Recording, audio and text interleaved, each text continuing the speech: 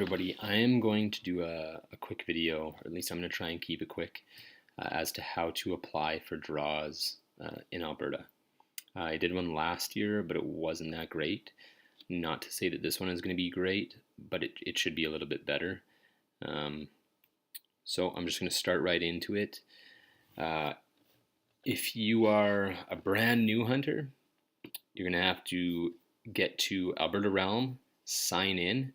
Once you've signed in, you're going to get to this page. In order to hunt in Alberta, before you can go out and get a tag, or when you do go out to get your tags, you also need to have a wildlife certificate.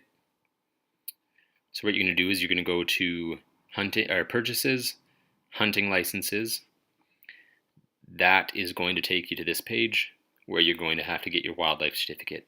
If you're bow hunting, you need to purchase a bow hunting permit. And if you want to go out for game birds, this is where you get that, as well as your bear tags. So that's going to be the first thing you do. Actually, that's going to be the second thing you do. The first thing you do is you're going to find the regulations, and you're going to start looking through those and kind of trying to figure stuff out. I find that it isn't they're not the easiest things to go through your first time, but once you've looked through them and you start like going through all this, it's going to make more sense. There aren't actual regulation books this year, or draw books. I think it's all online, but yeah, you're gonna go and pick up one of the regulations booklets, which I thought they had a little thing for it here, but they don't. Anyways, so if you're someone that is going to hunt general license only, say it's your first year and you want to hunt general whitetail only, I would say that the best thing you can do is download the iHunter app. That's going to give you a map of Alberta. I have a little screenshot of it here. This is just a portion of Alberta that I don't have any pins on or anything like that. So download the iHunter app. It'll have a whole map of Alberta. You can click on different WMUs, and once you click on them, a screen like this is going to pop up, and it's going to show you the dates you can hunt, what you can hunt for, and like a little bit of the rules. So for instance, here it's antlered, it's a 3-point or larger elk, and this is archery only, but no restrictions. So you're going to be able to go out and you're going to be able to get a general tag there. So yeah, download the iHunter app. It's going to help you out a whole lot. It'll also give you some areas where you can possibly gain access, like some grazing leases and things like that. Look up grazing leases. There's tons of information on a bunch of different forums and blogs. A lot of it is garbage, but just sift through it. It's kind of a contentious issue between the leaseholders and the guys that want to get onto it, but it's great, and this app gives you a lot of access to that. So first time hunters or guys that have just been doing it for a little while and aren't familiar with it, that's a really good way of starting out, as to, like, finding a spot to hunt. All right, if you are new and you want to build your priority up so you can go and hunt mule deer in southern Alberta or something like that, it's going to be a little bit easier. All you have to do is come onto here, hit draw applications. That's going to bring you to this page right here. You're going to hit purchase, and you can click priority only, and then go down and just confirm choice. Sometimes you'll hear guys talk about 999ing all their animals. All that means is priority. This used to be 999, but it is not now. So let's say you've been hunting for a little while, you've been building up priority, and you've got some built up, and you think you're going to draw a tag somewhere. The best thing to do is to go to draw summaries, historical information, 2018 draw summaries. This is going to be the newest ones that are out right now. And then if you're a mule deer guy, click mule deer. These are antlered. So let's say you were, I don't know, somewhere in Alberta. Let's say you were right around WMU 118, and you wanted to draw a tag here. You can come onto this page. You can take a look on the right, and it'll give you a good idea of whether or not you're going to be able to draw a tag this year. As you can see here, this is this column right here is the amount of priority points for a draw in this WMU. This right here is I feel like it's the drawn applicants. So 118. So this right here is the drawn applicants in this area. So as you can see, there's somebody drew a tag in this area with 10 years priority, all the way down to 206 that drew with 2 years. So if you go right over, this is like this number and this number are probably the most important. So 88% of the people that applied with 2 years priority drew a tag here. So if you're looking at a few different places, this is a great way of determining whether or not it's going to be beneficial to put in. I mean, it's always beneficial, if you put in for a draw in this area and you have, let's say, 1 year priority, the only thing that's going to happen if you don't get drawn is they'll bump up your priority. So if you wanted to hunt mule deer and that was the only thing, you can put in every year and try and draw in this unit, and eventually you're going to be drawn. The only downside to trying to draw a tag every year is if you're putting in for more than one animal. So say you're trying to draw tags in a few different units for a mule deer, an elk, and a moose. If somehow you're drawn for all three, you're going to divide your time up quite a bit amongst those, and that might not necessarily be the best strategy to actually hunting. So that's how you build up priority. If you have quite a bit of priority, or if you have enough that you think, okay, I'm going to draw one this year, what you do is you click purchase. You can put in the number that you want to, like the WMU unit number, and search for it. Or, whoops.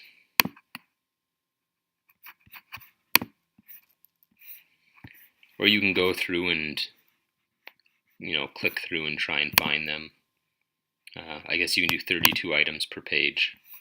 So probably be better to actually just enter in the unit number. Anyways, let's say I chose 118 again. Confirm choices. So what it says here is this is going to be my first choice for mule deer. Man, it's just, this is adding time. Let's say I was kind of contemplating between 3 different areas. That's the max you can put in for. You can click 3 of them. Confirm choices. And then what happens is these become your first, second, and third choice.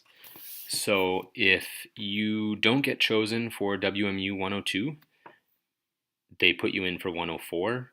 If you don't get chosen for 104, they'll put you in for 106. And if you have enough priority points for 106, that's the tag you get. So if you have your heart set on like 1 WMU or 2, make sure you only put 1 or 2 in here.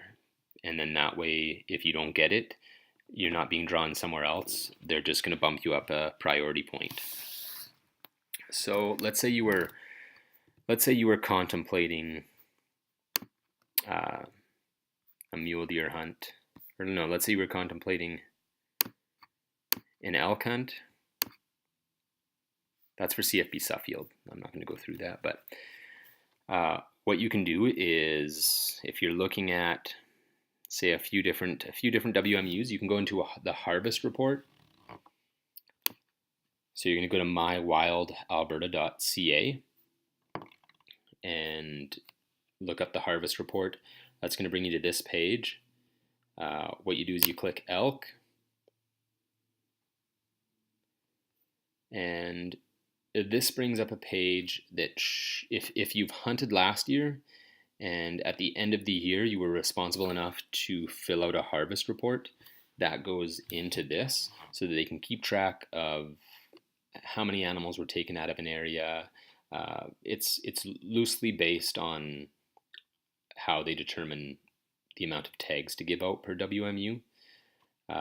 There's a few other methods they use that are more common for setting the standard, but this can be one.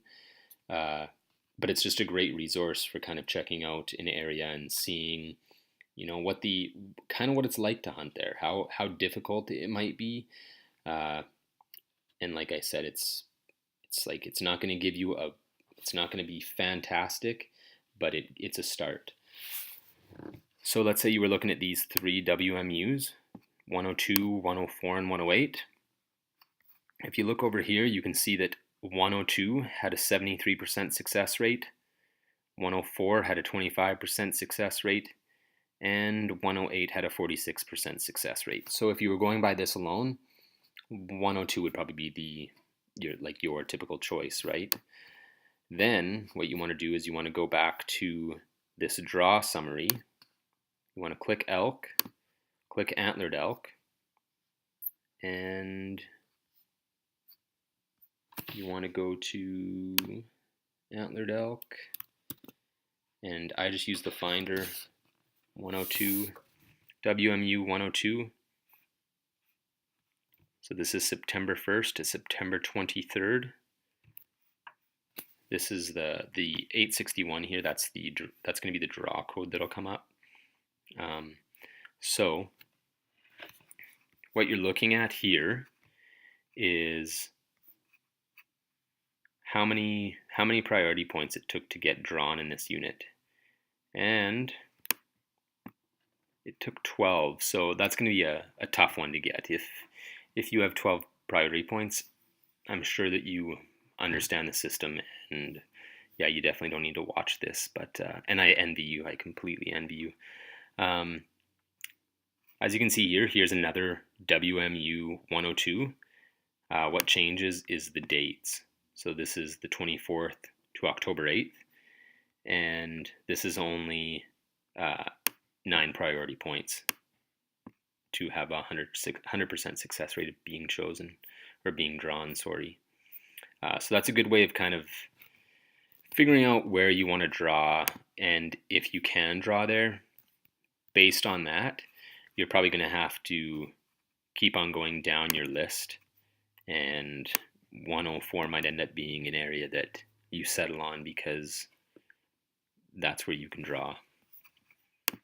So once you've decided that 104 is the area you want to draw in, that leaves you with these choices right here. So when you're looking at a WMU that has more than one choice, you're going to look at these little numbers, and more specifically these dates right here. These are going to be the dates that you're drawing in. So if you draw this tag right here, that means you can hunt September 1st to September 30th. So make sure that when you're doing this, you've got your holidays planned, or yeah, you know what times you're going to be free, because if you draw a tag in September and you don't have time off until October, that's going to suck. So to draw this September tag, you click beside it, confirm choices, and then you're going to go down, confirm, and you're going to hit add to cart. This right here, add members, that's for that's for group hunts. So if I've got a little page right here, this is the priority system, and this is what that's for. If you apply with another hunter, their priority for the group application is that of the individual member whose priority is lowest. So if you want a group hunt with 2 other guys, and you have 5 priority points, your friend has 5, and then the other guy has 2, that draw is based on your friend that has 2 priority points. I'm not too sure what the advantage of that is, so I'm not going to comment on it, but that's what you would do. Then you'd hit add to cart, and then that's it. You've got your tag for elk all set up.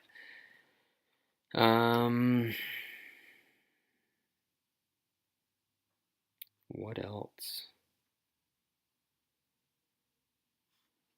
If we go down to sheep, sheep is kind of an interesting one because these are broken up by WMUs, and you really have to look at the regs. These can be archery only, so if you look at like WMU 410 here, and you want to purchase a tag, that's September 4th to November 30th, and this is an archery only area. And I don't think that the draw summary for sheep is here. So if we look at like 408 sheep, you're looking at a weight of 15 years, 15 priority points. WMU 437, guys had 22 points that were getting drawn, so it's a long wait. They're definitely sought after units, but every year the Alberta Fish and Game does a draw for a minister's tag. It's like $10 a ticket you put in, and your chances of drawing a sheep are slim, but it's worth buying a couple tickets. And then we can go to goat down here at the bottom. Goat is unique in Alberta. There's not actually a priority system. It's lottery only, and I think there's 1 goat in each of these areas. So you want to go like research each of these areas. If you plan on going for goat, kind of find out what area you know best or where you're going to get into, and look at purchasing a tag for them. And same thing, you just click it and hit confirm choices. I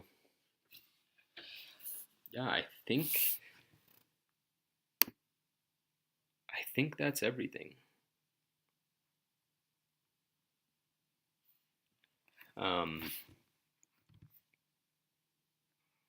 It's mainly about just going and looking at the